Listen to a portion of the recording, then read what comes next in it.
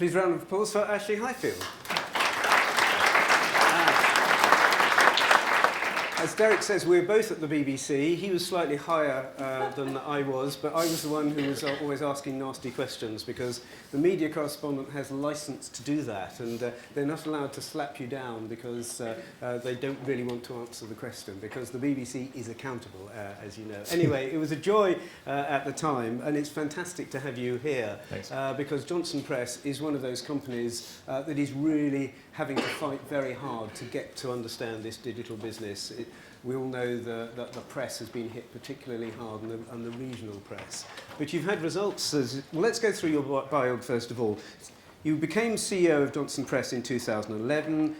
It's a multi-channel publishing giant is how you describe it now. 13 paid-for daily newspapers, 195 paid-for weekly newspapers, 40 free titles, 10 lifestyle magazines, and importantly, 198 local news and e-commerce websites.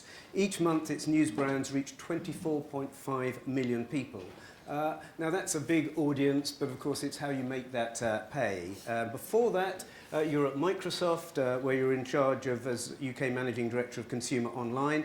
You were in charge of Windows Mobile, MSN, Hotmail, Windows Live, Instant Messenger, and Bing. And before that, you were at the BBC, Director of New Media and Technology. Then you had responsibility for production. It became Future Media and Technology. And of course, famously, you prepared the way for the iPlayer, which is one of the big successes that the BBC has had.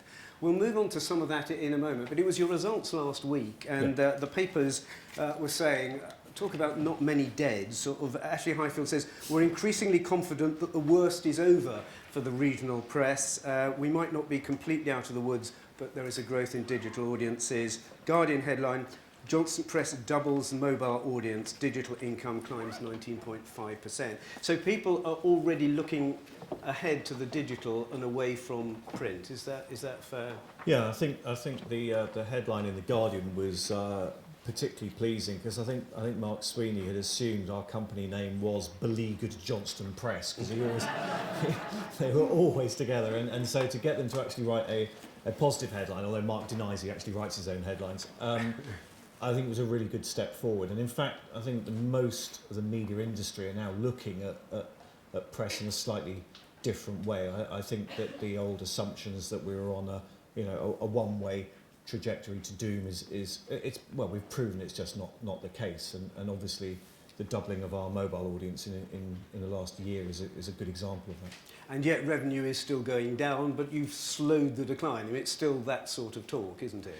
Yeah, it is, because of course print has been so much the larger part of the business, and so you need to get digital growing pretty rapidly to make up for print decline. But we are getting to that point, that digital tipping point, if you like. And turn the clock back 2 years at the height of the recession, and our revenues in total were declining maybe something like 13, 14, 15% across the industry. And the numbers we put out last week said that our advertising revenues now are declining by just about 3%, because digital now is all but outweighing decline in print. And we reckon that by mid next year, on the current trajectory of digital becoming an ever more significant part of the business, we will be at the point of inflection and start to grow again.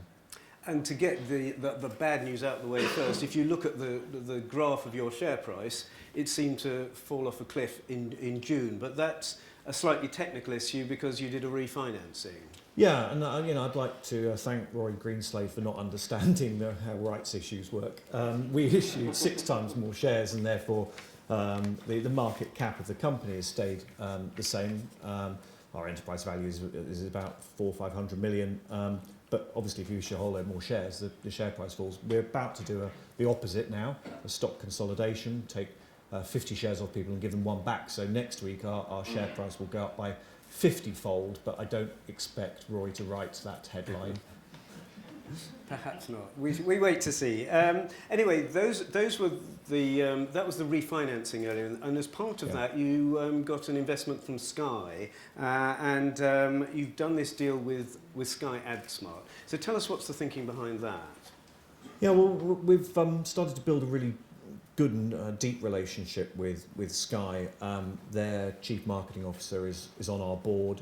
As you rightly say, they took an equity stake in the company when we did the refinancing earlier this year, and we've become their exclusive partner in the regions that we're in for Sky AdSmart, which is their, I'm sure you know, their highly targeted TV advertising platform. And they looked around to see who their ideal partners would be, realising that for themselves to put a field sales force in right around the country would be prohibitively expensive. I mean, they did try it, and came to us based off the back of that. We've got a pretty good track record now for upselling print and, let's say, more traditional local businesses into digital.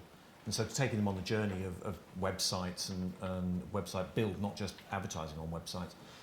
And we've now become Google's first reseller as a regional publisher. So we'll put together Google AdWords packages as well. And so selling Sky AdSmart just becomes a sort of fairly natural extension of that. And we've sold our first couple of accounts. We only just did the deal a few months ago. So it's looking pretty exciting. If you look at Google, where we only did the deal with them at the end of last year, in the last quarter, we got up to about 800 new accounts that we've won to Google AdWords, and I would hope it would start to become literally thousands, and then literally thousands every week. So, you know, our so business how does is that shifting. work? Explain what those two deals do. You're selling these on behalf of other people. Yeah, so let's say there's a car dealer in Sheffield who's got a network of car dealerships. So it can be a sort of a typical mid-size company, and they may already have a print relationship with us in the Sheffield Star, and then we'll be able to have a conversation with them about moving their spend, depending on what they're trying to achieve, into a more digital mix. We've probably already had that conversation because over 75% of our customers in the Midlands already advertise with us digitally as well as print. So we've already taken most businesses. And is that on this moving journey. digital or static digital? So it's a combination of your traditional digital inventory, skyscrapers, MPUs and so on, but increasingly it's video, and we should probably come on to talk about that. But if we've already taken them on that journey, then going and having a conversation with them about whether they want to reach an audience on Sky AdSmart is a very natural extension, because a lot of these medium-sized businesses, they may have already created a video advert. In fact, I was in Northampton last week talking to there's a casino there, and they have created a video advert which they run on 4OD. They had no idea we were going to be able to offer them the opportunity of running that video advert both on our network of websites, but also on a targeted geographical basis on Sky. No, that's pretty exciting. So you're really part of we're talking about transformative today and disrupting today, but transforming this whole business from print into digital is absolutely what you're about. I mean, how difficult is it now compared with a year or so ago? Well, I think if you turn the clock back maybe 4 or 5 years ago, I'd say that trying to do that kind of transformation was still very difficult in the regional publishing industry, because it hadn't changed anywhere near as quickly as it needed to.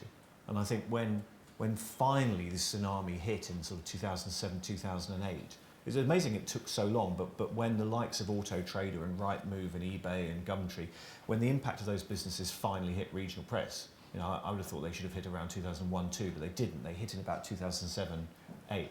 And Johnston Press, like many other firms, saw an absolute collapse in the share price as the classified part of the business just leaked out, and very rapidly. And I think for a while there was oh my God, what do we do? And so the business that I joined in 2011 was one that I think had not got over the shock, I suppose, of losing a large amount of its classified business. The point is, we're not in the classified business. If you pick up any one of our local papers, the number of pages at the back to buy and sell your push bike are vanishingly small. In fact, we don't do it in most of our papers, which I think means two things. One, we're in the display advertising business. Display in print, display on our website, display around our video assets. That's what we do. And two, our audience now don't buy our newspapers or go online in order to buy and sell their pram. They go on for local news and information. So the world has changed very rapidly in the space of 3 years, and our journalists, I think, have absolutely got that. I remember when I joined, speaking to some of the journalists who said, no, I don't have time to Twitter if I'm at the football match, it takes my eye off the game. You wouldn't find any one of our, particularly our sports journalists now, who don't tweet avidly. So I suppose the change in social media has also changed attitudes and culture. And what does that mean for journalism? Because people are very worried about the future of journalism. Lots of journalists have lost their job, both on national papers and regional papers as well. Everyone talks about citizen journalism. How are you coping with that difficulty? Well, I think, one, we need to face up to the inevitable, that the money we make from selling a newspaper on a daily basis with a cover price is hard to make up if you carry the same cost base, the same infrastructure in digital. Although next year digital should be around about 25% of our total advertising. It really has come from single digit to next year it'll be about a quarter of our advertising revenue. So on the one hand, we do absolutely need to manage the business as efficiently as possible, but lots of the changes we're making now aren't about cost reduction. They're just about how best to do things in this age. We've sort of gone from print first to digital first and now to mobile first. I don't want us to be a digital first newsroom. We need to be a mobile first or social media first. So any story that breaks goes on to Twitter first. Then we'll start driving traffic from Twitter back to our website, and then the decision's made in the news conference what to put into the newspaper the next day. There's none of this, we'll hold the best stuff back for print. It has completely changed. And how do you cope with the fact that you have fewer journalists? Well, one of the things that we're doing is trying to look at how we organise. We've made a number of changes. For example, one of the projects that we're working on, Newsroom of the Future, looks at actually freeing journalists up from some of the stuff that they've ended up doing, like top and tailing a lot of press releases. I mean, that's one of, any journalist will know that's become increasingly part of the way business is done, that there's a flood of incoming from companies and PR companies, and they end up topping and tailing them, and also a flood more now of user-generated content, of contributed content. And what we're going to try and do is to separate out those functions and have I suppose a more automated process that would deal with all of that incoming user-generated content and PR releases and so on, and free up our journalists to do more investigative journalism. And it looks like it is working where we have implemented that. And some of our papers, and I think this is probably a trend that's happening first in regional before national, some of our newspapers, take the Harrogate Advertiser, a very substantial, upmarket, traditional newspaper